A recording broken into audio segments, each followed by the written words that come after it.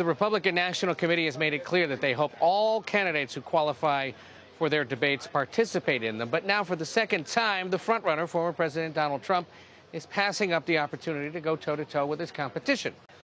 RNC National spokeswoman Madison Gesiotto Gilbert joins us now. Good to see you. So good to be with you. Thank you for taking the time. Absolutely. Former president isn't here. The frontrunner of your party opted again to skip. What do you guys make of that? Well, we have more debates coming up. We really hope he'll join us. I've been friends with the president for many years, so any conversation I have with him, I'll certainly encourage him to be here. It's a great opportunity for us as a party to share that contrasting vision of what we as Republicans have to offer to the Americans that are unhappy with the way things have been going under Biden for 2.5 years. And so even if President Trump's not there, I think we'll have a great night being able to express some of those viewpoints and some of those policies to the candidates that are on the stage tonight. So if you've got a member of your family, somebody, friend or neighbor, or someone you meet on the street who says, why bother tuning in if he's not there?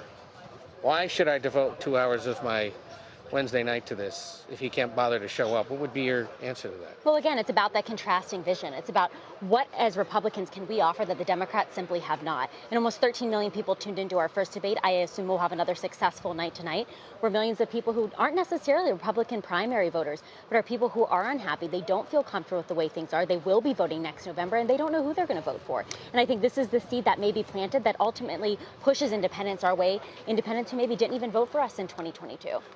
We've pointed out that this is a simulcast in 2 languages debate because our friends at Univision will be co-hosting this tonight. How important was it to the RNC to get in front of that Spanish language audience this early in the cycle? I think it's very important. We have more Spanish language voters than ever before. I think people are very excited to hear from the candidates, to hear about what's going on. We're going to have one of our moderators from Univision, and we're very excited about that. And I think it'll be a great debate. The former president kind of whipped up the buzzsaw on abortion access in an interview about 2-3 weeks ago now, and has started yet another round of debate among the contenders about whether or not restrictions that have been put in place in some states are gone too far, whether it's not enough, or whether, as he suggested, it's potentially politically perilous for the party. Is that a debate worth having, or wasn't this a settled issue for Republicans? Well, I think you're going to see tonight, every single candidate that's up there has a different view and different vision. They have nuanced ideas about what the right pro-life message is.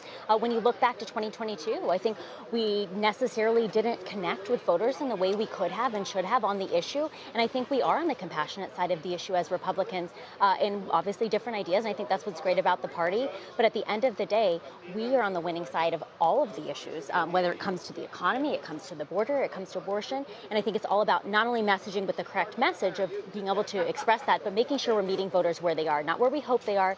We need to reach more suburban women, we need to reach more millennials, and we need to reach more minorities with the messages that are going to be part of our key to success in beating Biden next November. Do you have evidence that the current position as it's being debated on abortion appeals to those groups, or is this an attempt to try to clarify it? Each candidate's position is going to be a little bit different. Every camp has different advisors, they have different viewpoints, and we encourage that individuality among our candidates. We support the candidates. As a party, it is our job to make sure that we put on a transparent primary process, and that whenever somebody comes out successful from that primary process, that we equip them with every tool necessary to beat Biden. None of this matters if we don't have a viable candidate to beat Biden next November. You got a debate this month, you got one next month, right? We have one in November. November 8th in Miami will be our 3rd debate. Who's hosting that one? We have not announced yet. When is CBS getting one?